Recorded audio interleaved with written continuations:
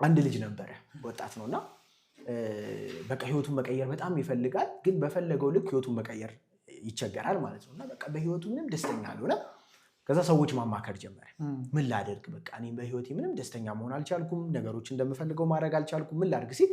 አንድ እኮ አዋቂ ሰው አሉ በጣም ጠቢብ ሰው አሉና እሱ ጋር ሄደ ብታማክር መፍትሄ ይሰጣል ምናምን ይለዋል ማለት ነው በቃ እሺ ብሎ ደስ ይለዋል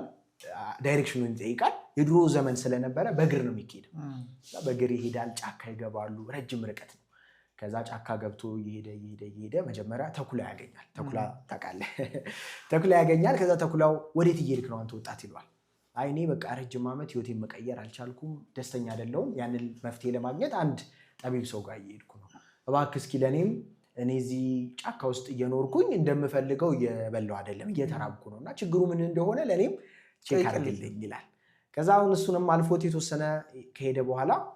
አንድ በጣም ወጣት ቆንጆ ሴት ያገኛል ያለቀሰች ከዛ ምን ሆነሽ ነው ምናምን ይላታል አይ እኔ በቃ በህይወቴ ደስተኛ አይደለሁም ምናምንና ወዴት እየሄድክ ነው አንተ ስትለው አይ እኔ እንደዚህ ጠቢብ ሰው አለ ተብዬ እሱ ጋር አንዳንድ ነገሮች ልጠይቅ ነው በቃ እስኪ የኔንም ችግር በዛው ጠይቅልኝና መፍትሄ ትነግረኛለህ ትለዋለች እሺ ብሏት ያልፋታል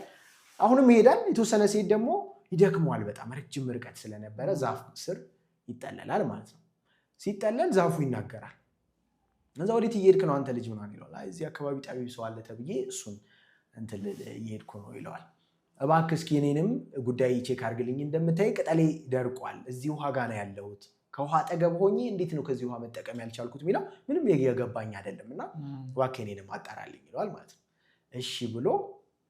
ይሄዳል ማለት ነው ከዛ በኋላ ይደርሳል ያ የሚፈልገው ሰውዬ ቤት ይደርሳል ከዛ እንኳን ደህና መጣ ይለዋል ምናምን ከዛ ምንድን ነበር ጉዳይ ይለዋል ከዛ እኔ ረጅም ዓመት እንዲህ ብሎ ያለበትን ችግር ይናገራል ማለት ነው በጣም አሪፍ እኔ ጋር ስለመጣ በራሱ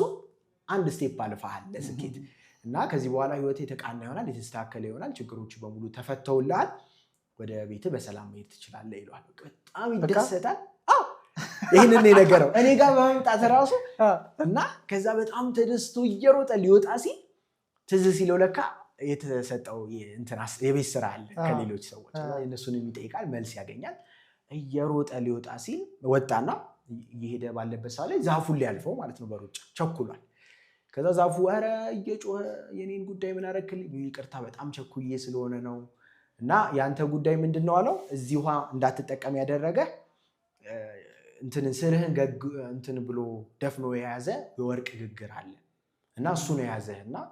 እሱ ቢወጣ በቃ ውሃ መጠጣት ትችላለህ ከዚህ መጠቀም ትችላለህ ይለውና ሳያስጨርሰው ሩጫውን ይቀጥላል ከዛ የተወሰነ እንደሄደ